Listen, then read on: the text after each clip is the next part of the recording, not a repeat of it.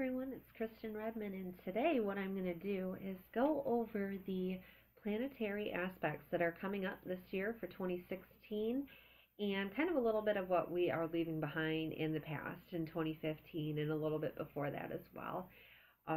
So where I'm going to start with is last year, 2015, and um, even a little bit before that. I know every year is going to have its ups and its downs, but the past couple of years have been exceedingly trying for a lot of us. There's been a lot of unexpected loss, a lot of unexpected death and grief, and unexpected events that have occurred that have created a lot of transformation in our lives.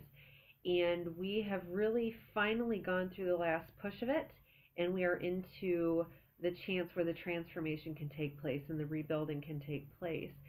And what started this wasn't just fate and nature taking its course and life and death and things along those lines. What has happened is there have been five major, what they call squares, and that's a very hard aspect that occurs between two planets, or the moon and the sun with a planet. But in this instance, where there's been a lot of difficulty and a lot of change, is from the planet of Pluto, which is the furthest planet from us, and that's the planet that represents our transformation. And it's not just transformation, it's transformation through total loss. The way they say it is almost like something has to be completely blown up, so no remnants of it remain that you can build on. You have to build from a new foundation, and then the renewal that takes place because of it. That's Pluto, okay? Now, the other planet that's involved with this square, with this tension, is the planet of Uranus. And planet of Uranus represents our rebellion, I guess you could say, and freedom. And it represents our capacity to liberate ourselves from past limitations. And it also represents unexpected things. Okay, when Uranus acts up and it gets in there with any of our planets in our daily lives, what it does is it throws a little element of unpredictability in it. Because it's such a rebellious planet, it does what it wants. It goes in its own orbit from the rest of the planets. It spins on its belly as opposed to going on its axis like the other planets. And it kind of doesn't do what we expect it to do. It's a rebellious little thing. And we all have that streak in us, of course, right? But sometimes when that unexpected happens, we have a lot of bad things that result. Okay, and that's what this square between Pluto of ending and transformations with Uranus, that unexpected rebellious energy, collide. Okay, when they create these squares, we have these instances where we have lost something unexpectedly. Okay, it could be through a death, it could be through a divorce, it could be through a job loss. Okay, but whatever it is, it's completely rescaping the landscape that is your life, that is what you see. Okay, these conjunctions started way back in 2012. Okay, they were in the mid to third quarter of 2012 is when the first one occurred. The second one occurred. The second string of them occurred in 2013, from May to November of 2013. The last ones occurred April of 2014, December of 2014, and then there was another one that occurred. The very last one that occurred happened March 16th of 2015. Okay, that was the one and only for 2015, but that's when that very difficult energy of loss and change occurred. Okay, now we have moved past that, and because they're such slow moving planets, sometimes it takes a while for that energy to affect us. So when I say these dates, it may not necessarily have been immediately in April. It could have been May when it happened for you. But from June to September of 2012, May to November of 2013, we had April 2014, December 2014, and March 16th. 2015 was the last one that we had. There was an event that occurred for all of us somewhere in there, something that drastically changed, whether it was personal, financial, whatever, something dramatically changed. And there's a reason for it, because major transformation is ahead, okay? We look at it as these transformations couldn't have occurred if that person was still in our life, or if that job, if we continued to go to that same job that we hated every day, if it was still there, we wouldn't be transforming and moving on to what our soul's purpose is. What this is pushing us to do is to fill that divine life purpose, okay? What it is it's showing us through these frustrating and these difficult, these limiting times, that we have a great inner strength that's within us, that's within our soul, that flame that shines within us. And it shines the brightest when we go through these devastating losses, okay? We realize that we have that true grit within ourselves, that we have that perseverance to go through to achieve what it is our soul is meant here to do. That is why these things happen. This doesn't happen every couple of years. This is a major thing for Pluto and for Uranus to make these squares repeatedly, one after the next, after the next, after the next. And now we're out of that cycle. So now it's time to rebuild. Okay, we're reborn. We found that inner strength. We found ourselves in that process of being lost in the grief and the separation. I myself have had some loss too, so I get choked up thinking of it. But now we realize more about ourselves, how strong we are, and how we can move ahead, okay? And that's the energy that we're going into 2016. What a wonderful beginning, a true wonderful beginning to the year, right? Another thing that we've left behind in September of last year was Saturn is also a slow-moving planet. It takes about 2.5 years to move through a sign. And what's happened is Saturn, that's our planet that represents our ability to set structure, boundaries, limitations, order, and self-discipline, okay, for ourselves. That's what our Saturn represents in our charts, okay? And Saturn has transited out of the sign of Scorpio, and Scorpio is a very heavy sign. Scorpio deals with that same energy we were just talking about, transformation through total loss, okay? It's not just a coincidence that these all are in these areas together. There's a reason why we had to lose what we lost, okay? A lot of the fixed signs felt this more so, this Saturn influence, okay? That's going to be the signs of Scorpio, of course, because it happened in Scorpio, Taurus, Aquarius, and Leo. You're going to be the ones that kind of felt this transformation the most, okay? And it all has to do with restructuring your life, okay, around this loss, okay? How do I find that determination and that strength to move on, okay? Just for like a reference here, the last time Saturn was in Scorpio was back in 1984, from 1984 to 1986. And you think that there's a lot of lessons that come from self-discipline and through dramatic transformations that happen. Scorpio represents a lot of those things, okay? But back in 1984 to 1986 was the time when the onset of AIDS really took hold of the American public. We understood how this disease that was caused by, at that time it wasn't very known, but but it created a plague in the United States. This fear, this death, this immediate death that would come from something like this. That energy was around when Saturn was in Scorpio last. Okay, so think about what was going on in 1984 and 1986 in your life and in the life around you and your family, and you can see where that mirrors what's going on now. Okay, but in that we find a tremendous sense of purpose. Okay, we find determination through our emotional strength. We find that our emotional energy that we had has been spent on really working hard to attaining our goals. That was a lot of energy that happened in that Saturn through Scorpio transit. We utilized a lot of our deep feeling emotion to really move ourselves forward, to really propel ourselves forward.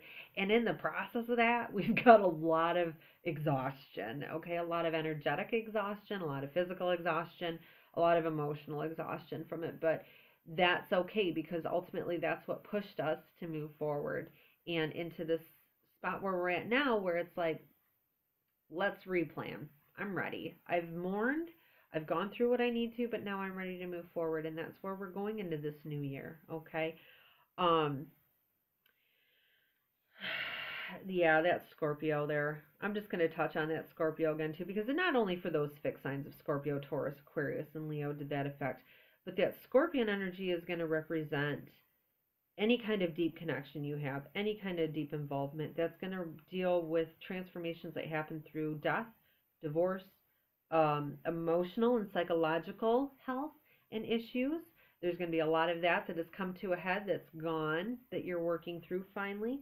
Um, and intimate unions. This isn't about marriage necessarily, but it's about those intimate partnerships that we have with people. We've learned a lot about ourselves through our sexual relationships. Scorpio represents the sexual organs in a body, so it's going to represent our sexual nature, because that is who we are, right? That is that flame that's inside of us, and a lot of us have been able to have that brought to the surface, to look at how we react in that, how that affects our relationships. We've really been able to learn how to balance that, or we're going to begin to balance that.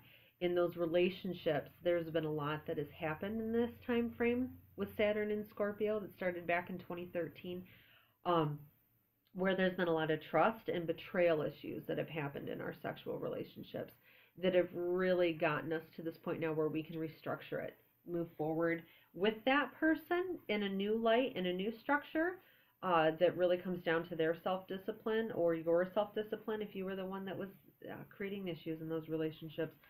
But there's a lot that's going to change, okay?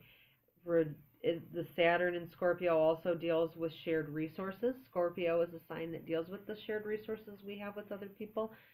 So this could also deal with money. Okay, this year we're really going to be able to restructure that money.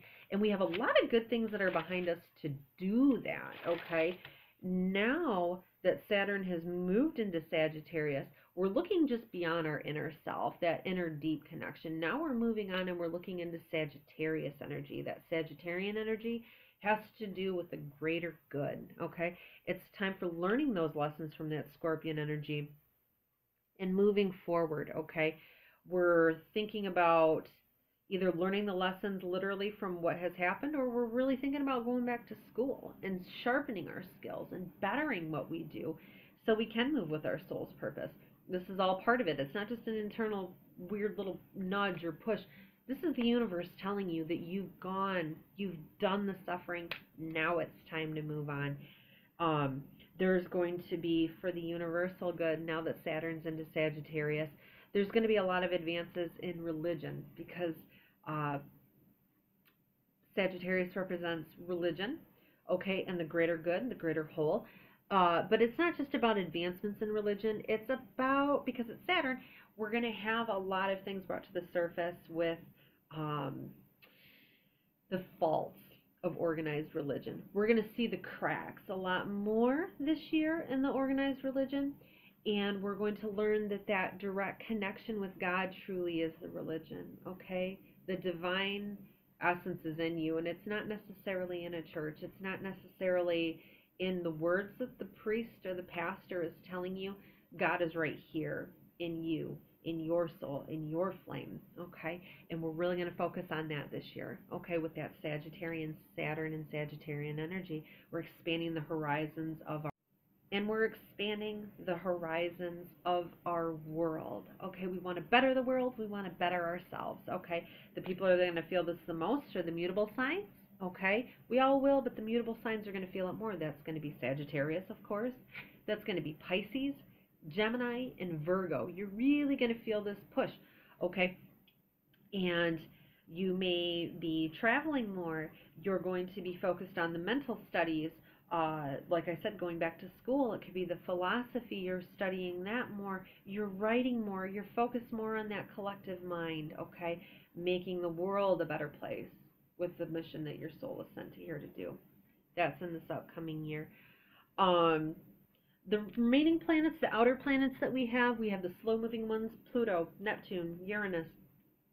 Those guys aren't going to be doing a whole lot this year. They're going to make some connections throughout the year. We're going to have retrogrades through each one of them, so each of their areas are going to be a little bit slowed down at certain times. Pluto, that's going to be from April till September. Remember, Pluto's that one about destruction, loss, blah. We're going to have a little bit of a reprieve from that, okay, from April to September. Neptune, that's going to represent our illusion. It's going to represent our dreams. It's going to represent our intuition. So that's going to be a little bit held back from June to November. Okay. We also have Uranus, that planet of unpredictability, of rebellion, of wanting to be independent. That guy's going to go retrograde from July until December, almost to the end of the year, to put us into that ready for freedom energy for 2017. Okay. We'll get more into those as those retrogrades come forward, but just know that that's coming. With those planets, the other one, Jupiter, has gone into retrograde from January until May. Jupiter is going to represent our freedom. It's going to, not our freedom, back in Uranus here. That's going to represent our luck and our expansion, okay? We're going to be forced to kind of rely on more of our hard work as opposed to luck coming through to save the day for us, okay? So, and it's in an earth sign. We've got a lot of earth energy this year, okay? Especially with Mercury, that planet of thought and communication. Every retrograde it's going to be going into, well, with the exception of some, are in earth signs. So a lot of it is focusing on the restructure, the practical nature that is our life and the structure that's around us. The angelic guidance around us this year really is focusing on that. Really restructuring what we have to do, like we talked about earlier. Mars is another planet of great ambition for us. Okay, that's our motivation. That's going to represent our passion, our sexual drive, too. Back to that again. That's a really important source in our life. That guy's going to go retrograde from April to June. Okay. It's going to be bouncing back and forth between that sign of Scorpio, like we were talking about. So we're going to have that motivation to really find that inner drive that pushes our passion, that pushes our sexual nature, our energy, that pushes our motivation just to do what we need to do, okay? We're really going to be introspecting on that this year. That's a big one, okay, because it's going to be retrograding in that Scorpion thing. When it goes into Sagittarius, we're going to be more into that concern about everybody else for that greater good, taking that passion we have and utilizing it for the world, okay? So we're going to be bouncing back internally and externally a lot with that this year with our passion, okay? Now, Venus is not going to retrograde this year. Venus is that planet of money and love, okay? When that goes retrograde, those kind of areas go a little bit backwards. So this is going to be a good year to get married, okay? Anytime Venus is in retrograde, that marriage doesn't usually pan out very well. But this year, it's a good year for that. It's a good year to start new relationships. It's a good year to buy a house. Anything that requires that financial backing to it. Good year for that. Mercury, of course, we're going to have the retrogrades. We have one January 5th to the 25th. We have one April 28th to May 22nd. Another one August 30th to September 21st. And the last one's going to happen December 19th. And it's going to go through the new year, okay? Retrograde is the time for us to put those new plans, getting them figured out. Not putting them into action, but thinking about them. What is it we want to do, okay? That's what we're going to do. We're also going to have 2 lunar eclipses. We have one in March. We have one in September.